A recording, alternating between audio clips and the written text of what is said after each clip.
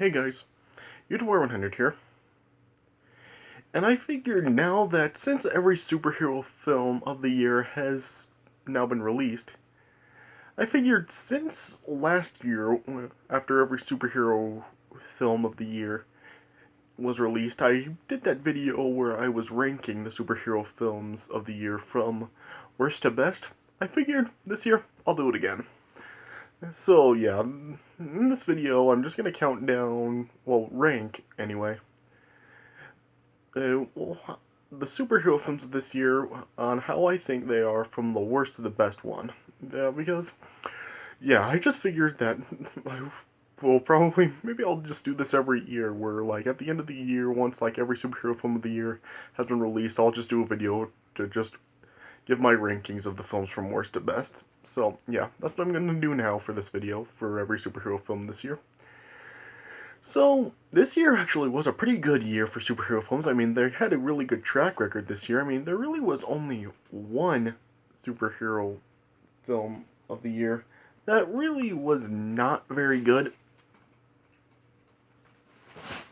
Oh, oh sorry. Let me just move that stuff. Sorry. Yeah, something just fell. Yeah, alright. Yeah, I'm sorry about that. But, yeah.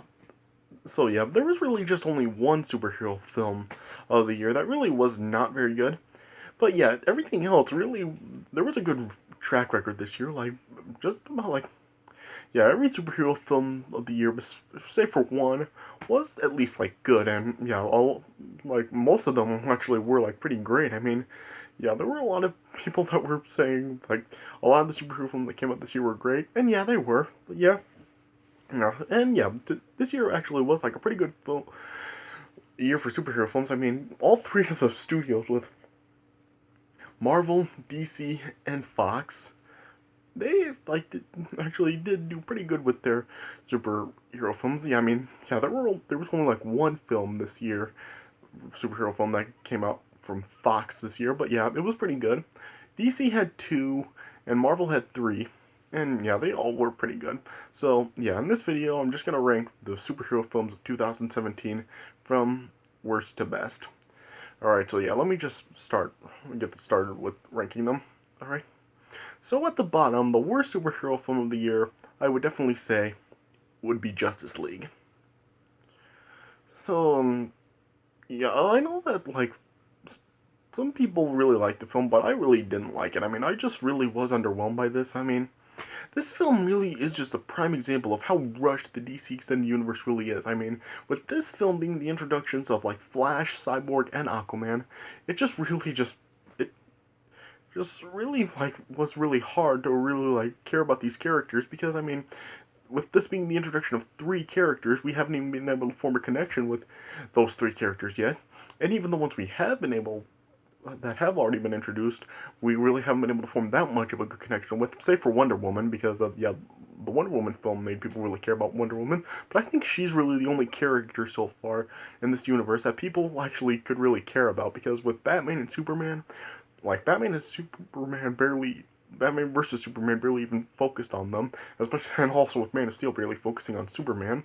So yeah, this really just was like, yeah, it just really didn't get the same feel that it did with like when Marvel versus some had the Avengers get together, just because everyone in the Avengers was already introduced, so we were actually able to form a connection with everybody. But yeah, if we didn't get that here, because I mean, just three characters being introduced in this film before even getting their in, like solo movies or anything with them being introduced, it just really just like we haven't really been able to form a connection with them. So yeah, how could we even really care about these characters? And yeah, I just felt the story for this film really was pretty weak and stuff. And yeah, I won't really like give any spoilers in case you haven't seen it, because yeah, this is the newest one that's come out. And yeah, or just like the story for this really didn't like seem very like good. And plus, yeah, the stuff with Superman, gosh, I really was not happy with what they did with Superman in this film. I mean, I won't spoil it in case you haven't seen the Justice League movie yet. But let's just say, if you were like really pissed off with how Superman died so soon in this DC Extended Universe, him dying only in the second film, then you are really gonna be pissed off with what happens with him in this film. And like I said, I won't spoil it, but yeah, it's really just a huge cop out. So yeah, just yeah, I really wasn't a fan of the Justice League movie at all, and I really didn't think it was like all that hot. So yeah, I think the Justice League movie is definitely the worst film of the year. Well, the worst superhero film of the year. So yeah, Justice League is down at the bottom as the worst film. Up another notch, at number five, I at number five I put Logan.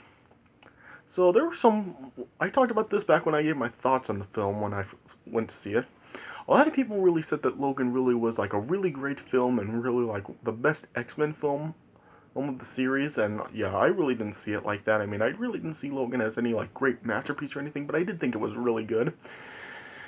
But yeah, it was probably like the best Wolverine film of the three so far. And yeah, I really did think that it was a really good story for it. It was definitely like a lot more brutal than the other X-Men films, and yeah, just yeah, I really felt that this really is the best way, in the perfect way really, to end the X-Men films, considering how this film had ended.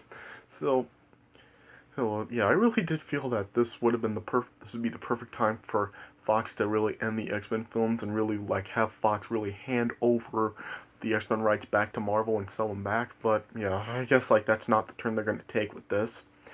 But I mean, yeah, Logan overall was a pretty good film with a pretty good story, and yeah, I guess it was a good hurrah for Hugh Jackman as Wolverine, because yeah, this would be his final film portraying the character. So yeah, it's kind of sad. And I am upset that we won't get to see like Hugh Jackman wear the classic Wolverine costume and all that. But I mean, this was still a pretty good film overall, and I really did like it. All right, so yeah, at number five is Logan. All right, at number four is Guardians of the Galaxy Volume 2. No, yeah, I definitely did enjoy this film. It definitely was a really fun, enjoyable movie. Really did like the story for this. I really did like how we had the conflict with Star Lord and his father and stuff. And yeah, Baby Groot really was really enjoyable in it. And yeah, the characters just really were like a lot continued to be as enjoyable as they were on the first Guardians of the Galaxy. Yeah, I really did enjoy this film overall. I'm not really sure if I really want to say this is like as good or even better than the first Guardians of the Galaxy. I'll have to give both films another watch and decide which one is better. But yeah, I really did like Guardians of the Galaxy Volume 2 a lot. And yeah, really I'm looking forward to seeing them in Avengers Age of not Age of Ultron, sorry, in Avengers Infinity War. I mean, especially after seeing like the Infinity War trailer, I really am like really looking forward to finally seeing them come and attack with the Avengers. And yeah, this definitely was like a really good movie. And yeah, the Guardians of the Galaxy really are just like really enjoyable. And yeah, just looking forward to really seeing a lot more of them, like with Avengers Infinity War and any other movies that they'll appear in the MCU. Yeah, this definitely was really did enjoy this a lot. Yeah, had like a lot of funny moments. It just really was just a very funny, enjoyable film. So yeah, So yeah, number four is Guardians of the Galaxy Volume 2. All right. At number three is Wonder Woman. So yeah, despite the fact that what happened in this film really didn't pay off in the Justice League film, this definitely was like a pretty great film. I mean, this was definitely what DC really needed. I mean, yeah, after they had like three films that really didn't come out very well at all, this was definitely like a huge redeemer for them. And yeah, this just really did give DC what they needed. They finally had a really huge hit, and people really did love it. And yeah, I really did enjoy this film. Really, yeah, despite the fact that I really felt that they could have actually had this film been made before Batman vs Superman, considering the movie really is basically just a flashback of her life and stuff, basically like explaining her origin. This really was pretty much a story of her origin. So yeah, I really did feel that they could have actually had this set before Batman vs Superman, actually release it before that. So yeah, just like I guess that's just another example of just like how like unorganized all these films in the DC extended universe are, and how Zack Snyder really was trying to like rush this whole thing, really basically in an attempt to really like catch up with where Marvel is in the MCU. But yeah, it just really isn't paying off. But yeah, nonetheless, this really was definitely like a really great film. I mean, Gal Gadot, she's just like really great as Wonder Woman, and yeah, the story for this film really was just really great, despite the fact that I really felt, like I just said, they really could have had this really just actually have this made before Batman vs Superman, but I'm not going to complain about that. I think I've made that clear. But yeah, I really did definitely like enjoy this film, and yeah, this really just really shows how really basically how I think Wonder Woman really is like the only character in this DC extended universe that people really have a reason to really care about, just because she seems to be the best developed character in this, despite the fact that how wasted she was in Batman vs Superman. Yeah, but yeah, luckily with this film, this really did really like redeem her character, and yeah, this really did like really make Wonder Woman like pretty much the best character in the DC extended universe so far. So yeah, this definitely was like a really great film, and I really did enjoy this. So yeah, number three is Wonder Woman. All right, at number two, I actually do have a two-way tie at number two. First at number two is the Lego Batman movie. I'm not sure if people really would count this as like an actual superhero film of the year, but yeah, considering like it is like a about it like one of the most popular superheroes of all time with Batman, I really would consider it a superhero film of the year. Yeah, this was really definitely like a much different take. This really isn't the Batman movie we're used to. It's more like a comedic stuff. But yeah, this film really was just like really so enjoyable. Yeah, well, I mean, yeah, definitely like it was like just had like a bunch of comedy to it, and it really was hilarious and stuff, like with the guns and stuff. And just felt like the like the plot for this movie, the reason for it taking place really is like pretty funny, just because the Joker wants Batman to admit he's his best villain and stuff. And yeah, just had a bunch of hilarious stuff in it from like Batman and also from like Robin and Batgirl and Joker and just all the characters in this film. It just really was hilarious, and I really did love the Lego Batman movie. I really did think that this was just so enjoyable. Alright, so yeah, that's one. And the other one at number two is Thor Ragnarok. This film really was just like so great. I mean, this was definitely like a different take on a Thor movie than the other two were. But yeah, it paid off for the better because yeah, this is definitely like the best Thor movie of the three so far. Really did enjoy this film. Really just did love the plot for this, and I really love the characters in this. Yeah, Hulk continued to. Well, yeah, Hulk was definitely like a really enjoyable character in this. Thor was great. Loki was pretty good, and yeah, just really did enjoy like all the story for this film a lot. Really did like enjoy this. If I did have one gripe with this film, I really wasn't a fan of like just how they pretty much were like really just changing up Thor's appearance throughout the film and like his character really, because yeah, in this film like they destroyed his hammer, cut his hair, and we had what happened with his eye at the end. So yeah, I really wasn't a fan of how they just were changing Thor throughout the film.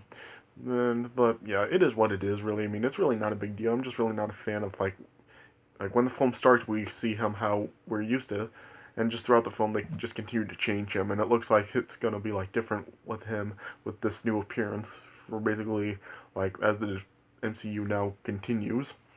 So yeah, not a fan of that, but yeah, it's no big deal really. But yeah, I really did enjoy this film a lot. I mean, yeah, Chris Hemsworth, he's just awesome, and Tom Hiddleston, he's good.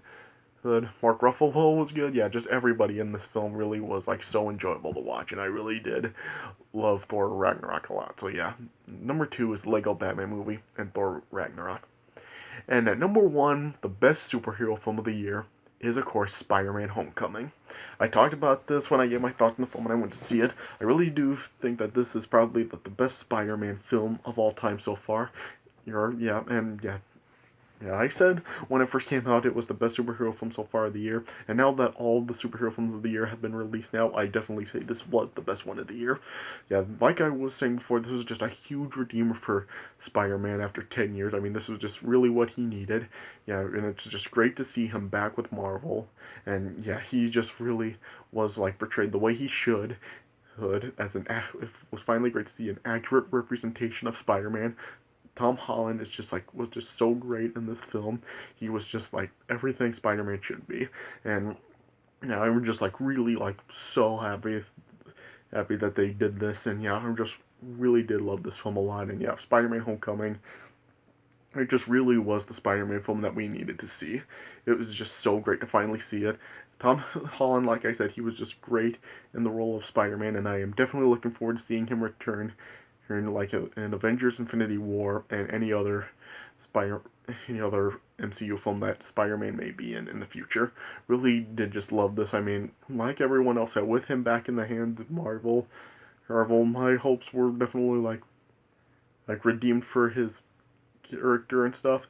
And yeah, it really has paid off with him being in Captain America: Civil War and now with Spider-Man: Homecoming. It just has shown that Marvel really did the right thing bringing him back. And yeah, Spider-Man: Homecoming really was just a great film, and I really did love it. And I definitely do think it is deserving of the #1 spot for the best superhero film of the year. So yeah, #1 is Spider-Man: Homecoming. Just a great film, and I loved it. Alright, and so yeah, those are my rankings of the superhero films this year from the worst to the best. So yeah, if you guys like thought that, yeah, let me know what your rankings are of the superhero films of the year and which ones you liked more than others. Alright, so yeah, that does it for this video, so I hope you guys enjoyed. So yeah, thanks for watching, and I'll see you guys later.